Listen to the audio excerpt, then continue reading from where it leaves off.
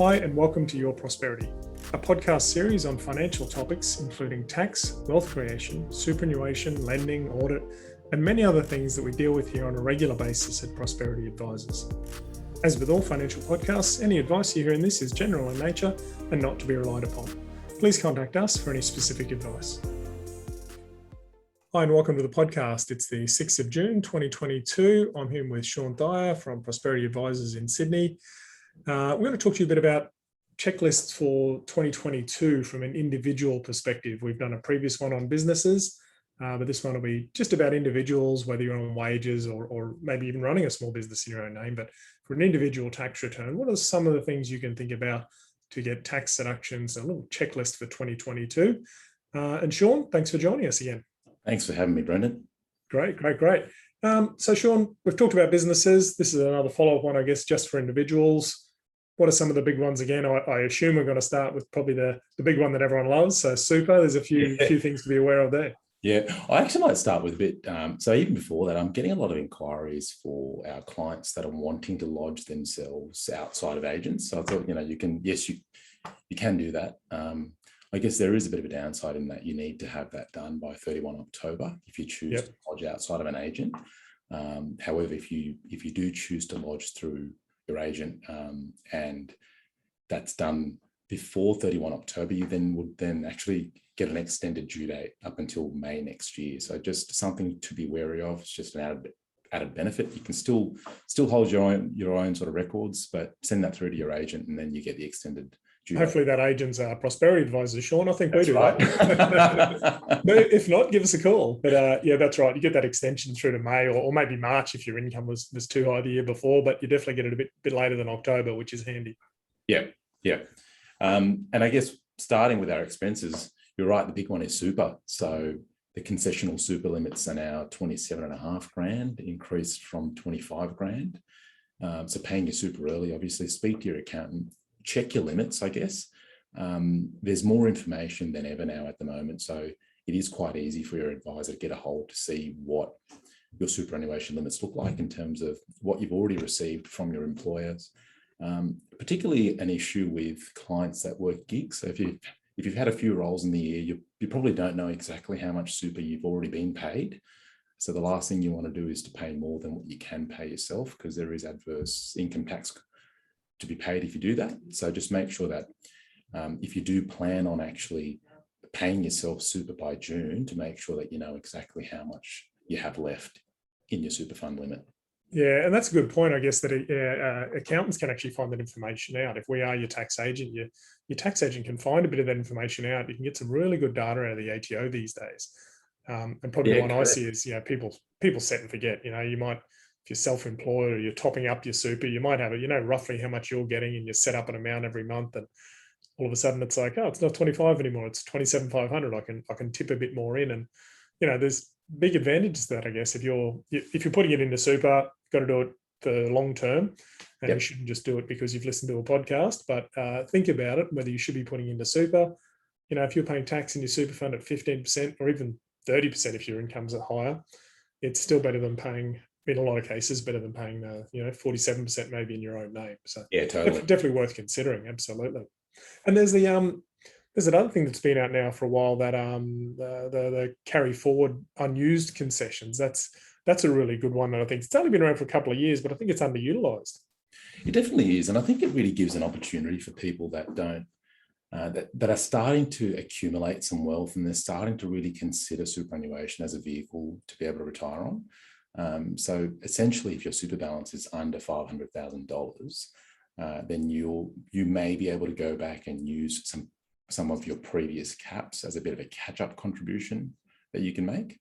And that's very good. So I guess a worked example of that, if last year I only put 10 grand into super, but my cap was 25, and that 10 grand would include SG contributions from employers, but say that was 10 grand and I could have put 25, then this year I can put in my 27.5, including SG contributions, but I can also put in that extra 15 that I missed last year. So it's a huge advantage, and you get a big deduction this year. Yep. that might be very advantageous if you've got a bit extra cash this year and you meet those requirements. Yeah, totally. I think it helps people that have actually made some big asset sales in the year. So if you've sold a property, it's actually a great way to reduce some of that capital gains exposure that you might have, to move some of that into your super fund by using some of your unused caps. So again, have a chat to your client. There could be other aspects of that could sting you as well, just around your Division 293, which is another tax that gets hit just based on your amount of super and also the amount that you earn. So I guess it's always good just to do the numbers so that you're making an informed call on that one. Yeah, that's right. So if your income's over 250, or income including super is over 250, then you might be paying 30% in the fund instead of 15%, but you're still probably better than the 47%. And I guess it's that while it's a reasonably new thing, it's been around for a couple of years now. It is something going forward that's around. They haven't announced it's going anywhere. It'll still be around for a while, and you can go back up to 5 years. I think you can currently only go back to 2020, I think it is, or 2019, but going forward, you can still use this. So even if you don't use it this year, keep it in your back pocket. If your super's still under that $500,000 and there's a big lick of income coming next year, maybe this can be part of your planning. As you say, maybe there's a capital gain that you want to try and get rid of a bit and pay a little bit less tax and get some money into super. So great strategy. I think it's one that's really important. The other thing on super, probably, Shaun, that I know we've talked about before is just the timing of it. It frustrates me that in this day and age, we can't transfer money on the 30th of June. I can use that ASCO, I think it's called, or whatever it is, and it appears straight in the bank account within seconds. But I know, if it's through a super fund, you seem to have to give it 15 years notice to get in. It takes forever. You could almost leave it as a bit of an afterthought. You could almost leave it so that you could pay it on the 28th and actually get away with it, but it's no longer the case. MYOB give a 5-day. They allow for about 5 days in terms of the clearance time from when from when the money leaves you to actually hits the fund, and that's when you can actually claim a tax deduction, not when it leaves your bank account, when your fund receives it. Yeah, I've seen it take longer than that too. So it's just, I tell people, get it in mid-June. Like, it just, you end up putting it in on the 23rd, 24th, and all of a sudden it's still not in by the 30th. And you're like, what's going on here? But just one of those things, if you want to get your money into super and get the deduction this year, don't leave it too late. Yes, 4 or 5 days should be right, you'd think, in this world, but I reckon go for a week at least. It's one of those things. It's a bit crazy.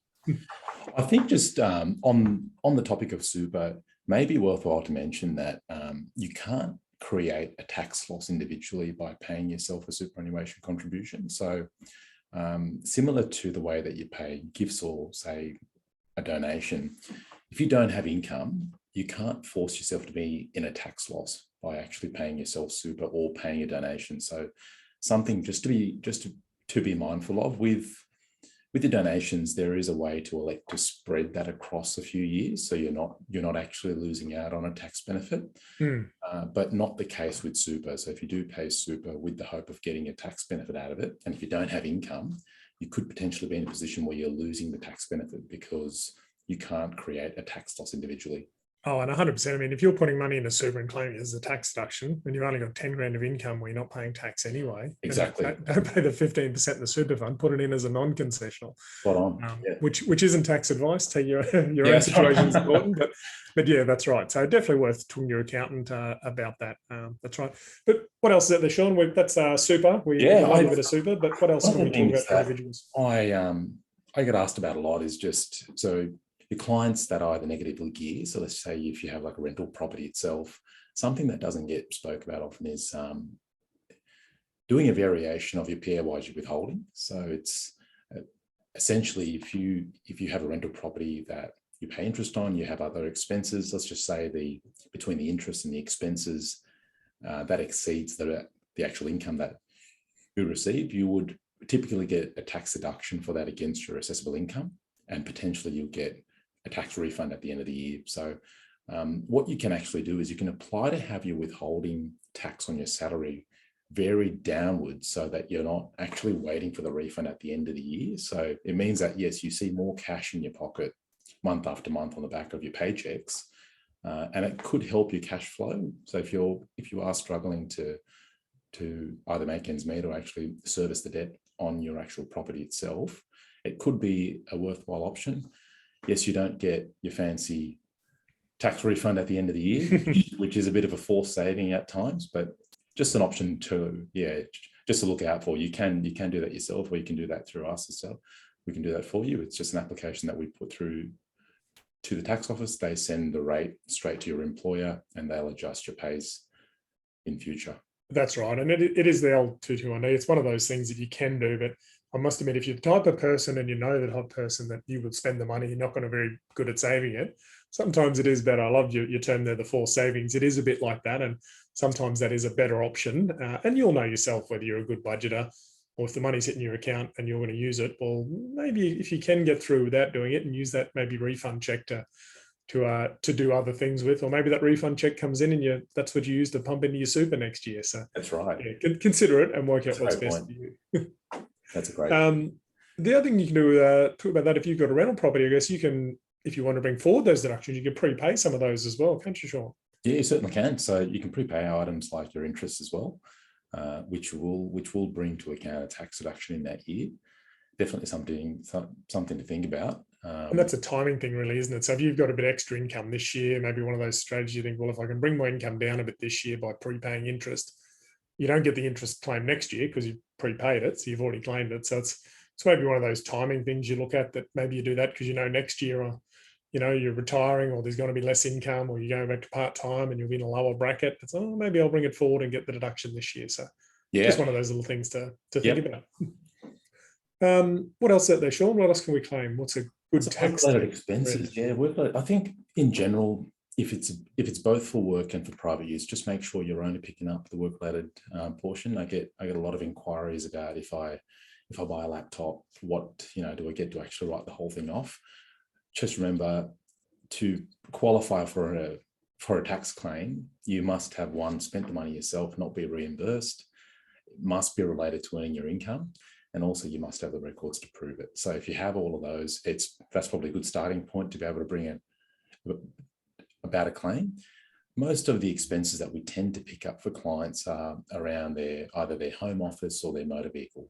So home office, we saw a lot of that on the back of lockdown, where the ATO did release their own 80 cents per hour on any home related work that you did. Yep. But just bear in mind that there are certain other methods that you can use. So there is the fixed rate, which is a 52 cents per hour that you use. And that also, it does also cover the depreciation cost on your home office and your furnishings as well. It's a bit of a point of comparison, honestly, I find, in terms of there's no one method that's, sorry, man, I'm getting a call. That's all right. Jump through that. You're right. Yeah. It is one of those things that's a bit interesting because it's we might try and cut that out, actually, Shaun. Let's try. Yeah. Sorry, mate. No, that's all right. Why don't we, Sash, I know we said no editing, but we're going to have to edit this one. Phone call kicked in. I haven't stopped mine. I might just jump in and start again with where were we? We did motor vehicle. You talked about assets. The fixed. The fixed rate. Yeah, the fixed rate method. Yeah. Actually, I'll just talk about home office costs for motor vehicles again. We might go back to that. Sash, we're just going to play with this one. Sorry, that phone rang. Shaun, there's a few other things out there. Obviously, motor vehicle claims, home office, a couple of the big ones. Talk us through those. What are your thoughts on that? I know there's the ATO's come out with some new, let's call them COVID home office claims we can make. Yeah. There's been, I might start with motor vehicle claims, actually, because it is something that I'm getting more and more of now, just given that a lot of, the working from home scenario has now moved from a bit more of a hybrid model. So more clients are actually making their way into the office. So first and foremost, you can't claim the cost of traveling to and from work. What is a claim is if you are actually visiting clients from your workplace. So if you are required to use a car, if you are required to either see the clients or be on site with a client, and you're actually driving from your workplace to the client, that is a tax deduction.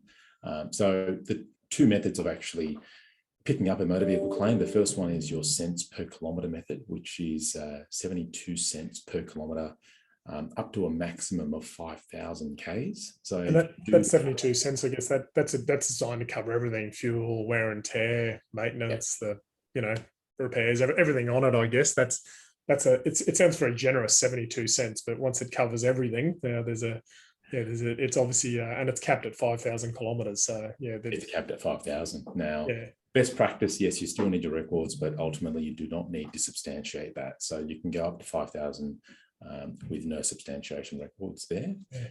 And probably the other thing on that is as you rightly said, home to work, not a work trip. Doesn't qualify, unfortunately. Just that's the rules, unfortunately.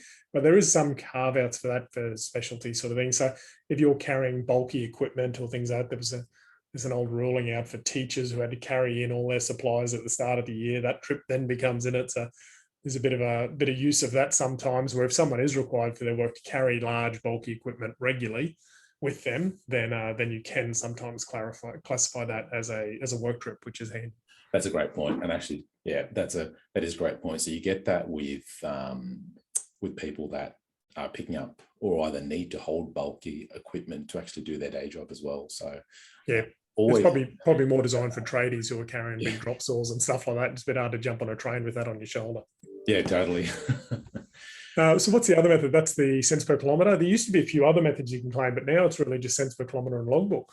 Yeah, so logbook. So for claims above 5,000 Ks per year, we would strongly suggest that our clients actually track what their business use is. And it's always a point of, well, I don't have the time to track it. There are so many ways to track your business use these days. There are so many apps out there to help you. It's not as arduous as what it once was, which was literally just a logbook that you have to write down at the end of every trip. Now, you do need to track your usage for a 3-month period. And if there's any substantial change in the way that you use your car, you're going to need to update your logbook. So your logbooks will typically last for 5 years, unless you move or unless your job changes, the type of work that you do. Even if that updates, that could mean that you need to then update your logbook. But if you've done your logbook, if you know what your business use is, it's then just a process of actually tracking the actual expenses that you've spent on your car. And at the end of the year, you get a tax claim for everything that is then the business use percentage of that. So yeah, that's a good point. And I guess keeping it for 3 months is quite annoying, but it lasts for 5 years. So it takes away a bit of the sting out of it. You mentioned the apps, but I mean, I probably would end up still, maybe I'm a boomer, but I'd still end up using the annual logbook, admittedly. And just one tip I'd give with that is to, I've seen occasionally get a logbook through and you look at it and it's just got all the business trips included and not the personal. But you do need to record all of them so you can work out what percentage is actually business and what is personal. I don't need to know where you went on your personal trip. You just need to write down the odometer readings and the kilometers, and it was 10 kilometers and it was personal. I don't need to know where you went, but it was personal. That's fine. So yeah, motor vehicles under 5,000 kilometers, probably best on cents per kilometer. And logbook, but you can claim logbook even if it's 1,000 kilometers, that's fine. But typically it's probably when it's over 5,000, you start looking at those logbook ones. Yeah. And also if you are claiming a car, one of the nasty surprises that most clients have is when they sell that car, it becomes income. So if you do buy a car for your work-related use, you're then starting to depreciate that car. If you stop using that car, or if you sell that car for a new car, then it's essentially treated like a sale of that car. So whatever you get so whatever the trading price is or whatever the sale price is for that car, you unfortunately do need to pick that up as income. So always best to have a chat with your accountant before you decide to do either a trade-in or a sale on that, or even if you stop using your car, that could also fall part of that. That's right. And depending if it's higher than your written down value and things like that as well on the car there. But weirdly, a couple of cars gone up in value this year, which is a bit of a surprise, particularly the four-wheel drives. Prados seem to be more expensive now for a second-hand than a brand new one. So anyway, go figure. Yeah, go figure. What about home office, Shaun? We might wrap it up on home office costs. How can we claim home office? Yeah, so three main methods that we would use here and advise our clients to look into. The first one is the fixed rate method, which has been around for a while. So the fixed rate method being 52 cents per hour for each hour that you work from your home, and that does cover all the additional running expenses that you incur, such as any of the depreciation for your home office furnishings, any of your electricity, your gas, your heating, cooling and lighting, the cleaning of your home office. So the good thing about using the 52 cents per hour is that you're also allowed to claim certain expenses in addition to that, such as your phone, your data, your internet, including the depreciation of your phone itself, which you don't get in the next method, which is the shortcut method. So the shortcut method is a simplified method. The COVID method. Yeah, the COVID method, that's it. So the COVID method was put out there as a simplified way. Yes, it is more than 52 cents an hour. It's actually 80 cents an hour. But just bear in mind, big caveat on that, you cannot claim any other expense from working from home, even if you've bought new equipment. So if you do choose that method, just bear in mind it is a little restrictive, but it also means that your record keeping requirements are a little less as well. So, and as you say, 80 cents is better than 52 cents. But by the time you throw in probably a fair chunk of home internet and the mobile use and other things, maybe it's not the best method. I probably find most of the time the 52 cents and being able to claim a percentage of the mobile on home internet is probably better sometimes than the 80 cent method. No, totally. I've had that at least 2 times this year in terms of certain clients thinking that they can opt for the 80 cents, but in fact, they get more of a tax benefit using the 52. So just a bit more of the record keeping there does go a long way. And obviously, we're talking about running costs there, or effectively costs of doing that at a home office. That's a little bit different to, I guess, the question I sometimes get or quite often get is, oh yeah, I have a home office at home, and what does that look like? Well, if it's a bedroom that you got a laptop in, it's not really a home office, a genuine home office. You can make the claims we're talking about here, but some people can go a step further. If they've got a genuine office they use at home, that, the ATO rulings talk about having a separate entry and a shingle at the front saying what you do. If it's a proper, this room, dedicated, separate entry, used for all, see clients even in there, well, that's a proper home office. Then we're getting into claiming a percentage of the, mortgage repayments or the rent or whatever it is and other costs. So that's a whole new kettle of fish. I guess what we're talking about is really just I do some work from home. It's in the spare bedroom with the laptop. I've got a desk in there. It's all set up. That's great. But it's not you don't get to claim a percentage of your rent just for having that option there. No, spot on. And I think it's really been formed by the home office claim over the years has really been subject to some scrutiny because it's been exaggerated by a lot of clients back in the day when it was first released. A lot of people thought that it was a way to actually claim their mortgage and to claim a lot of their costs if they're doing some work from home. And then the ATO really started to tighten the screws on that. So always have a chat with your accountant and your advisor. I guess the other method is the actual cost. So similar to how we're claiming a car using a logbook, if you do track the actual costs of your home office, you'll need to go ahead and actually keep a diary for a 4-week period. That's indicative of your home office use, just to show what the usual pattern of your working from home hours look like. So examples of expenses that can be brought to account using the actual cost method, any of the depreciation on the assets that you use for work, any of your expenses for cleaning, your heating, your cooling, your lighting, phone and internet costs, and any of your computer consumables. So that could also, if you do like to keep a track of these things anyway, always best to do a bit of a comparison of all 3 methods to see which method is going to bring you the best. Yeah, that's right. I appreciate that. Shaun, thanks for your couple of tips for individuals and for the podcast we recorded earlier on businesses as well. If you haven't checked out that one, jump on and have a listen to that. And hope everyone enjoyed the podcast. Shaun, how can they get in contact with you if they'd like to? Yeah, thanks, Brendan. If anyone wants to reach me, you can reach me by email at sthiya@prosperity.com.au, or you can pop onto our website and just hunt me down there. Great. Thanks very much. And on the same, Brendan Campbell, bcampbell@prosperity.com.au. Thanks for listening and hope everyone enjoyed it. Thanks, Brendan. Thanks for joining us for today's podcast. Hopefully you liked it, and if so, please give us a few stars, like and share. And if you'd like to follow the series, please subscribe and pass any information on to your friends as well if you think they might like it. For more information about who we are, head to prosperity.com.au and follow the links.